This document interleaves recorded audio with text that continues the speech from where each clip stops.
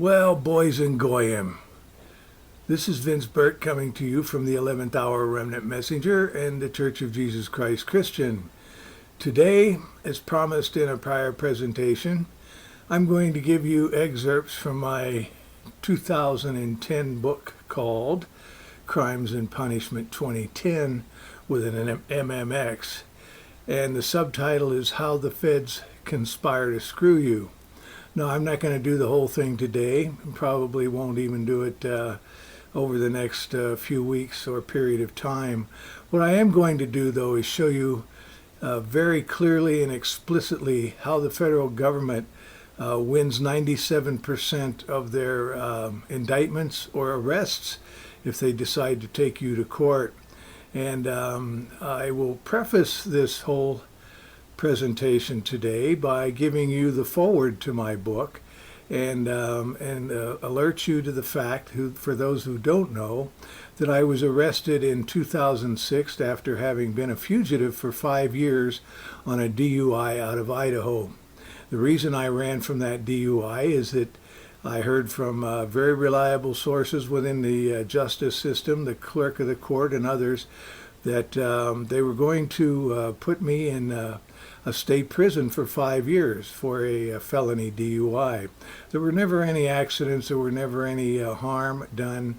I was bulldogged around town as a result of my so-called relationships with Aryan nations, Montana, Militia Montana, and other so-called subversive groups like KKK and other white pride groups.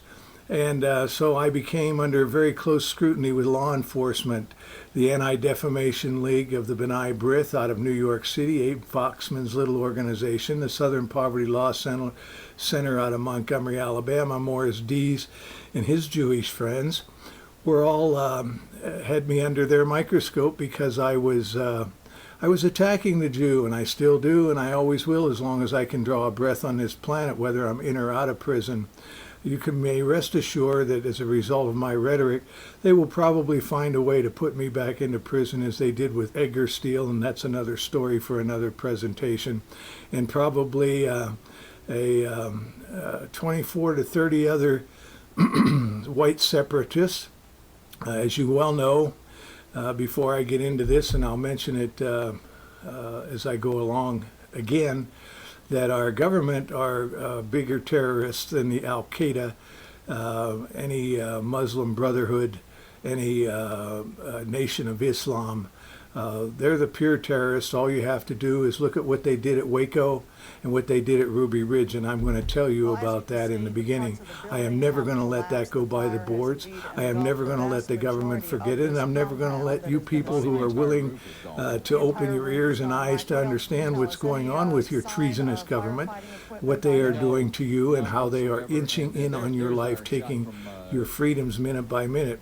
Anyway, I was arrested. I was sent back to Idaho, extradited back. They sentenced me up there for my DUIs. I had to work several weeks in order to get a deal, which is what this is all about, making deals so that they get the conviction, but you still have to pay big time. And then shortly after that, I was arraigned in New Mexico on the gun charges that when the FBI finally did apprehend me, they searched my vehicle and they found a sawed-off shotgun. It was an inch too short. Now, as a result of being leaving Idaho on a warrant, it would turn into a fugitive to avoid prosecution. That became a federal offense. That put the FBI looking for me. It took them 5 years to find me, however, and it was pretty clear where my family was, and I'd visit them regularly. But I was on the road, and I stayed hidden pretty well. And by my mistake, they would have never caught me. But anyway, they indicted me on the gun charges, and they stacked those gun charges with any number of laws, and so I ended up taking a plea. It cost me 41 months in a federal prison, And I'm backing out, and I've been out, and I've got about another few months to go on probation if they don't rearrest me for my rhetoric on the internet. I've been a very good boy. I've obeyed every rule and regulation until these guys cut me loose, and then the ball game changes significantly. Anyway, while I was inside, I conducted more than 1,000 hours of research into criminal law. We did have access to law books, citations, appeals, and procedures. And I interviewed more than 200 convicted felons in various state and detention and federal facilities, because in the process of being indicted, arraigned, moved around, you move from one detention facility to another, one jail system to another. Some of them are county, some of them are federal, some of them are under federal contract to deal with federal prisoners, but they're in the state jurisdiction. I was in the transport center in Oklahoma City on 2 different occasions, one for several weeks and one for several days. I was in Seattle, SeaTac. I was at, of course, the Bonner County Jail for my DUI. I was at Sandoval County in Albuquerque, New Mexico, and I was in Estancia County state prison in detention center under contract to the federal government while I was waiting for my final destination to Florence, Colorado, where it is the showcase of all federal prisons, one of the latest ones built. It houses some 3,500 inmates in 4 different facilities. They have a supermax where all the prisoners are held underground. The most famous, of course, is Ted Kaczynski, the Unabomber. You have the Olympic bomber there. You have Mustafa, who was the Bojinka bomber. There's about 500 of those. They'll never see the light of day. There's a federal penitentiary there, heavily guarded, double barbed wire electric fences, and there's a correctional facility, and there's a camp. Fortunately, because of the nature of my crime and lack thereof before, I was assigned to a camp. I say it's a prison, but hey, when you're inside, you're inside. But anyway, I had an opportunity to move about a little more freely than most of the people that were sentenced in those other facilities. And I had a chance to interview through my process of going through these detention facilities, jailhouses, waiting for this, waiting for that, waiting for trial, waiting for motions. I talked to everyone from gangbangers to murderers to Sudaños, Serranos. These are the Mexican south of the border gangs, north of the border gangs, Chicanos, however you want to call them, Cholos, Vatos. I talked to the Crips and Bloods who might have wandered into the system that I was in, waiting their disposition. And I managed to sit down and strike up a conversation. And, you know, generally in prison, people like to talk about how good they were, how bad they were, if you will. And but pretty much they open up. They won't talk about their charges that much.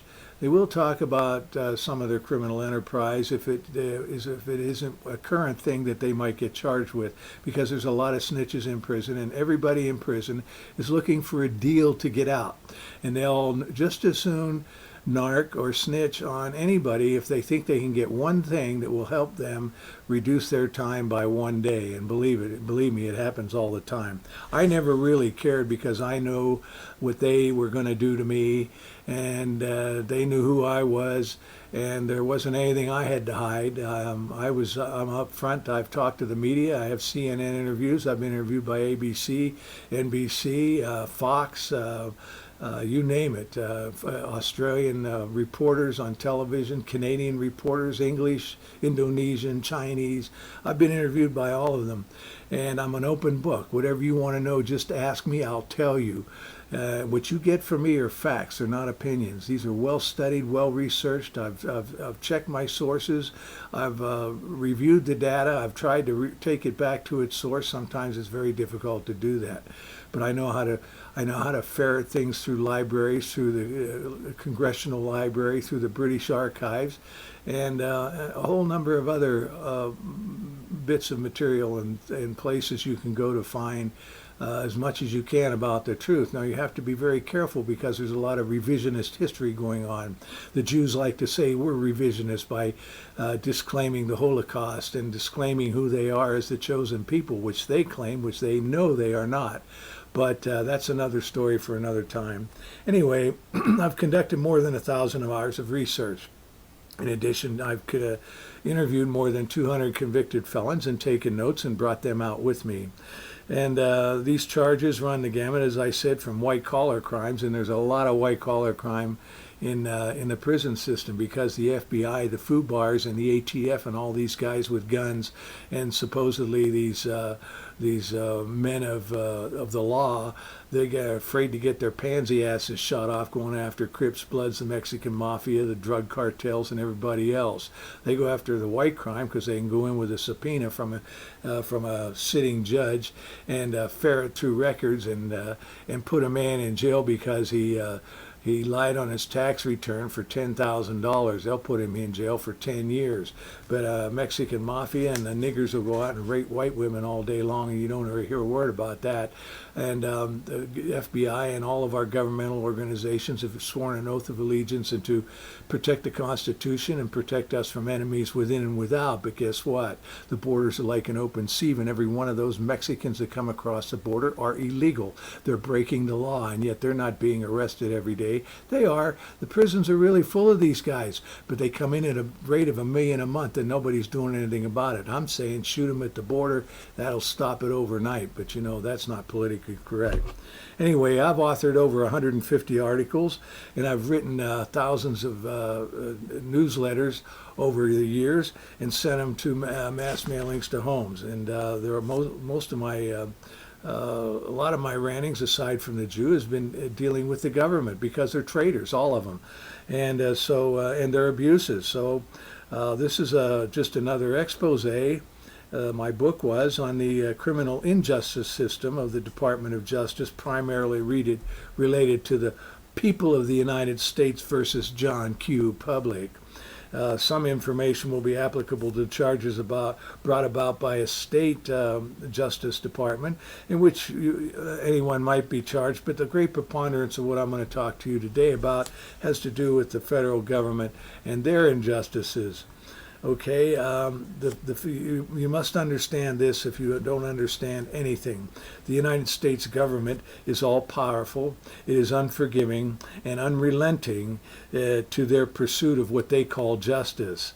They will extract their pound of flesh and attempt to destroy you financially at every opportunity. And that's how they do it. I'm going to get into how the government has all these resources and you have almost none. They will break your back, break you financially, demoralize you, put fear in the very soul of every member of your family and friends just to make a point with you. Okay, I'm going to get to Ruby Ridge and Waco, and I don't want you to ever forget this because I'm going to give you a little flash on here. I hope I can do it in such a manner that you can get a clear picture of it.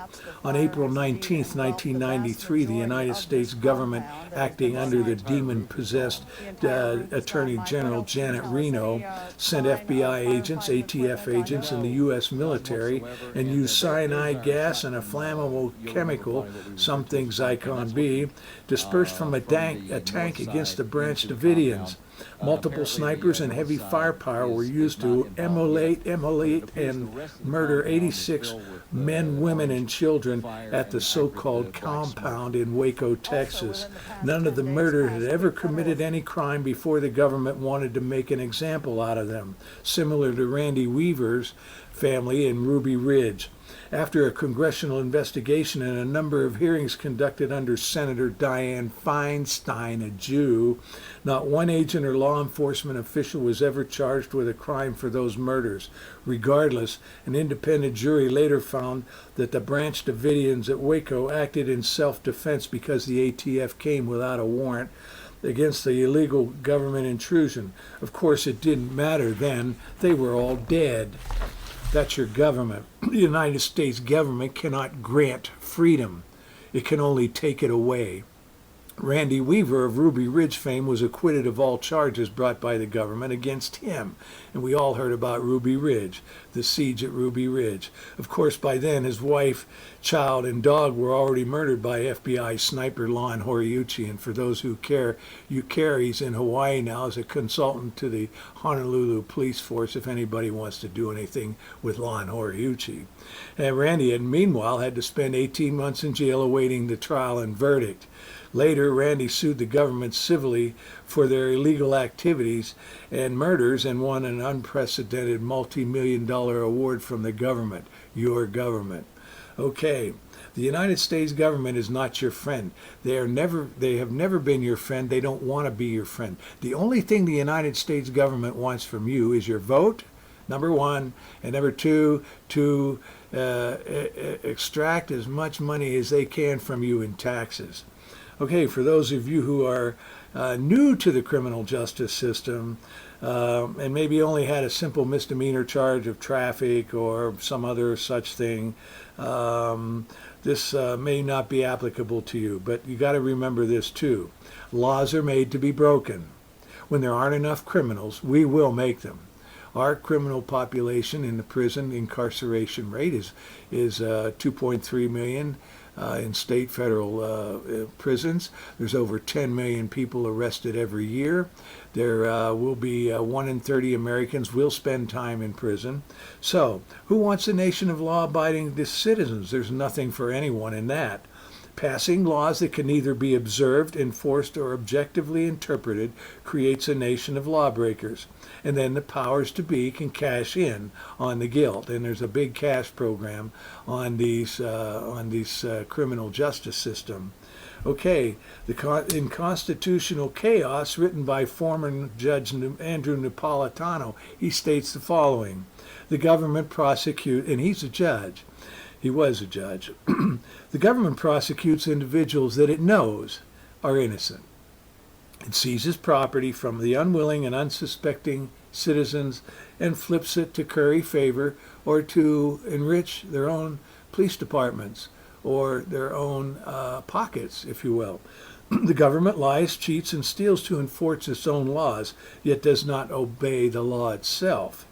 The Supreme Court no longer holds up the tenets of the Constitution. Well, all you have to do is look at the reinterpretation of the First Amendment, the Second Amendment, the Fourth Amendment, the Sixth Amendment, the Seventh Amendment, 14th Amendment, the 16th Amendment. Okay, the Supreme Court condones deceits, lies, and misrepresents the facts by law enforcement to arrest any and charge any person, guilty or not. Okay, custody is an issue that the courts use to determine whether questioning requires Miranda or not. Custody, like intent or conspiracy, means anything the prosecutor or the court wants it to mean, and it is always in their favor. So, you can be detained for an indeterminate period of time. It used to be that they had to arrest you within 24 hours after you've been apprehended for whatever they think you are a suspect for. But now, under the new Patriot Act and other laws that have come in under the subversive United States treasonous government, the FBI can hold you indefinitely while they build a case for you and never charge you. I can name 10 people. They've been detained for months and months and months and had no access to lawyer, phone, anything else, family, nothing, while the government built a case against them. Okay, the law is not about truth. It's about negotiation, amelioration, and manipulation. The law is not about guilt or innocence, and the law is certainly not about justice. The law is simply about winning and losing. Prosecutors get traction in their career from getting convictions. And they'll take a conviction any way they can get it. They'll lie, cheat, and steal. But let me tell you something. They can say anything they want to you. They can say they have evidence when they don't. They can say they have information from people that they never even knew. They can say that they had eyewitnesses. They can say they have videos of you at a crime scene. They can say anything they want, whether it's true or not. But if you make one comment that you either don't remember, don't know, or that they can prove to be a lie, you're going to go to prison for obstruction and many other charges that they can bring against you. So remember that. The government and any law enforcement officer, any judge, any lawyer, anybody can lie to you, but you better not dare lie to them. They'll throw you in jail for months, years. Okay, so one only has to look at the criminal justice system to see a multitude of employment opportunities. Lawyers, judges, prosecutors, assistant attorney generals, paralegals, clerks, corrections officers, marshals, police, sheriffs, counselors, psychiatrists, psychologists, food services, politicians, jailers, investigators, accountants, researchers, probation and parole officers, and hundreds of other employment opportunities in this criminal justice system we have. And I want you to consider this, and I'm going to flash this up as it goes along. When you look at the Attorney General's office, you have the Attorney General himself. Today, I don't even know who it is. Oh yeah, Eric Holder. He's paid by the United States government, the taxpayer, you. The U.S. Attorney is paid by the United States government, the taxpayer, you. The prosecutor is paid by the United States government, the taxpayer, you. The investigators are paid by the United States government, the taxpayer, you. The clerks of the courts are all paid by the United States government, the taxpayer, you. The paralegals, they're all paid by the United States government, the taxpayer, you. The secretaries, they're all paid by the United States government and the taxpayer, and that's you. Now, your federal public defender, if you can't afford a defender, one will be appointed to you. Your federal public defender is paid by the United States government, the taxpayer, you. You can see how much interest he has in preserving your freedom. Okay, let's look at the judges in the federal criminal injustice system. The judges, federal judges, are appointed for life. These people sit up there like demigods, and I'm going to tell you all about those guys in the black robes that sit high above the peons who he looks down on. The judges are paid by the United States government, the taxpayer, you. The judges' clerks are paid by the United States government, the taxpayer, you. The court reporters are paid by the United States government, the taxpayer, you. The marshals are all paid by the United States government, the taxpayer, you. The paralegals in the federal system are paid by the United States government, the taxpayer, you. Probation and parole officers are all paid by the United States government, the taxpayer, you. Now, the Department of Justice and Treasury, all the FBI agents, all 36,000 of them, are paid by the United States government, the taxpayer, you. The ATF, DEA, and all the other alphabet soup organizations, including everyone who works under Homeland Security, thanks to our Patriot Act, that treasonous document that went out under George Bush's administration, every one of those government employees are paid by the government, by the taxpayer, by you. But guess what? When you come up against these people, if they are looking for you and they want to make a case against you, however big or small, and you go get an attorney, your attorney is going to be paid by you. Okay, so based upon that, think about it. Your government has unlimited funds and unlimited time, while you spend upwards of $250 an hour each and every hour your lawyer even thinks about your case. You may be allowed to bail out awaiting disposition of your case. If not, you will be incarcerated in some detention facility for up to 2 years before disposition of your case, where you are separated from your family, your friends, and you will very likely lose your job. If you have state charges brought against you rather than the federal charges, there are some differences in how your cases may be handled. For instance, a state charge will always result in a preliminary hearing unless this is waived by you. In the federal system, they only need a true bill from a grand jury to get an indictment. Okay, the preliminary hearing is sometimes called a probable cause hearing and is the best opportunity to have the charges dropped and the case dismissed with prejudice. That means with prejudice means that the government cannot refile the same charges. Failing this first test will always result in moving in the process where you have to mount a serious defense. Most states will not bring an indictment against you, but will have a preliminary hearing after your arraignment. Okay, so I am not going to cover everything that's going on here in terms of moving through the beginning of the process, but you need to know this. In 1980, there were 227 million people in the United States. In 2009, there's 301 million. I think it's close to 360 million now. There's a change of 30% in population in 20 years, okay, 25 years. The prison population went from 329,000 between state and federal up to 2,300,000 in state and federal in that same period of time, which is an increase of 700%. So here you have a population increase of 30%, and 20 million of those were illegal Mexicans committing crime, a lot of them anyway, and yet the prison population went up 700%.